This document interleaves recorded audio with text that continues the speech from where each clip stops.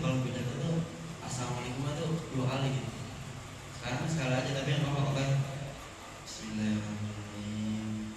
Ya ayyuhan nas, assalamualaikum warahmatullahi wabarakatuh. Waalaikumsalam warahmatullahi wabarakatuh. Kan cara benar pemenang. Alhamdulillahirabbil alamin wassalatu wassalamu ala asrafil anbiya'i wal mursalin wa ala alihi wa sahbihi ajmain, amma ba'du. Yang pertama-tama marilah kita panjatkan puja-puji syukur kita kehadirat Allah Subhanahu wa taala yang telah memberikan kita beribu-ribu nikmat yang mana nikmat tidak bisa kita hitung satu persatu. Betul? Yang kedua, marilah kita curah limpahkan kepada Nabi kita sholawat serta salam, selawat berbuah kasih sayang kepada Nabi kita, Nabi besar Nabi Muhammad sallallahu alaihi wasallam yang telah memberikan kita yang telah membawakan kita dari zaman fi zulmati dan nur, dari zaman gelap-gelapan sampai zaman terang-terangan, dari zaman naik onta sampai zaman naik Toyota, dari zaman nenek-nenek makan getuk di depan rumah sampai zaman nenek-nenek main Facebook di depan rumah. Betul?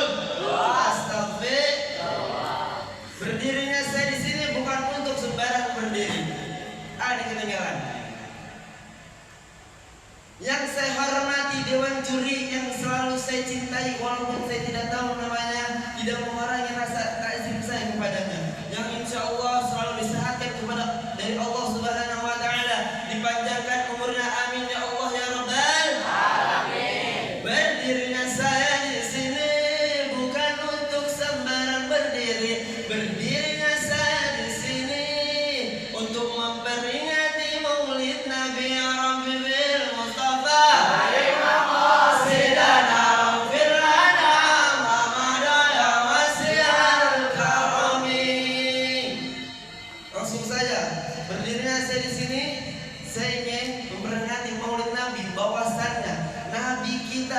berapa tahun abad lamanya telah berjuang untuk umatnya. Sedangkan kita apa? Kita pun harus berjuang demi umat Islam yang tercinta. Betul begitu? Saya akan berkisah sedikit. Rasulullah Shallallahu Alaihi Wasallam mempunyai sifat yang namanya sifat ini sifat yang paling baik. Rasulullah ini adalah Nabi kita, Nabi tercinta kita. Bahkan sampai Google mengatakan, jika kita menulis kita di Google, siapakah manusia yang paling mulia, maka Google berjawab namanya adalah Muhammad Rasulullah Sallallahu Alaihi Wasallam. Kalau nggak percaya, coba. Percaya nggak? Cinta Nabi nggak? Rindu Nabi nggak? Kalau kayak gitu harus ngapain? Ikuti sunnah-sunnahnya. Sholat rawatib jangan sampai ditinggalkan. Sholat tahajud jangan sampai dilupakan. Sholat puasa, ibadah puasa jangan sampai dilupakan. Karena apa? Baginda Rasul Sallallahu Alaihi Wasallam ketika zaman dahulu berjuang demi kita. Ketika perang Uhud, pipi Nabi Muhammad sampai tembus karena anak panah.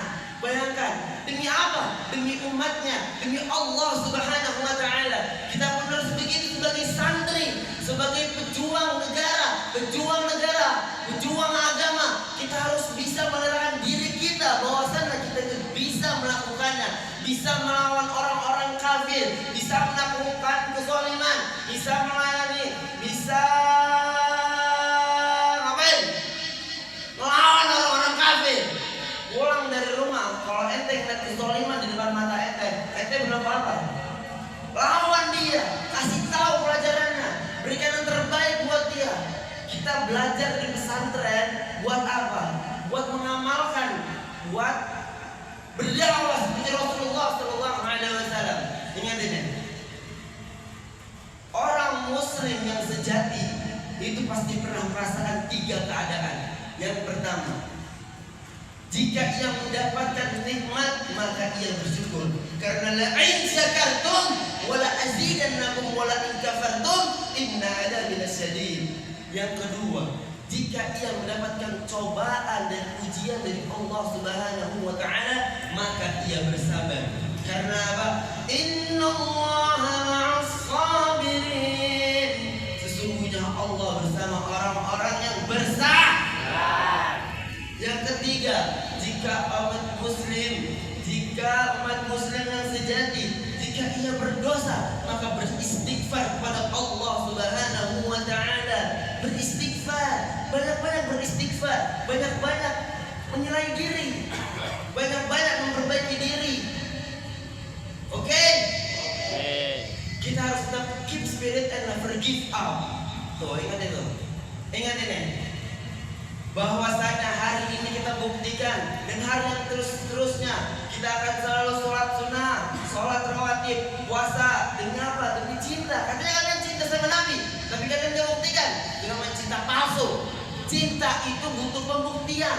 Pembuktian butuh pengorbanan, dan cinta itu bukan pendustaan. Maka dari ini kita tanamkan di hati kita bahwasanya kita cinta kepada Rasul, karena cinta itu dari hati naik ke mata, bukan dari mata turun ke hati. Karena apa? Kalau selama ini kita cinta dari mata turun ke hati, berarti selama ini kita tidak mencintai Allah, karena selama ini kita tidak pernah melihat Allah Subhanahu wa taala. Betul? Kalau cinta benar dari mata turun ke hati, berarti selama ini kita tidak pernah cinta kepada Rasulullah, karena selama ini kita tidak pernah melihat Rasulullah. Betul? Kalau benar cinta dari mata turun ke hati, berarti orang buta tidak pernah merasakan indahnya namanya cinta. Betul nggak? Maka yang benar itu adalah apa? Yang benar cinta itu dari hati naik ke mata,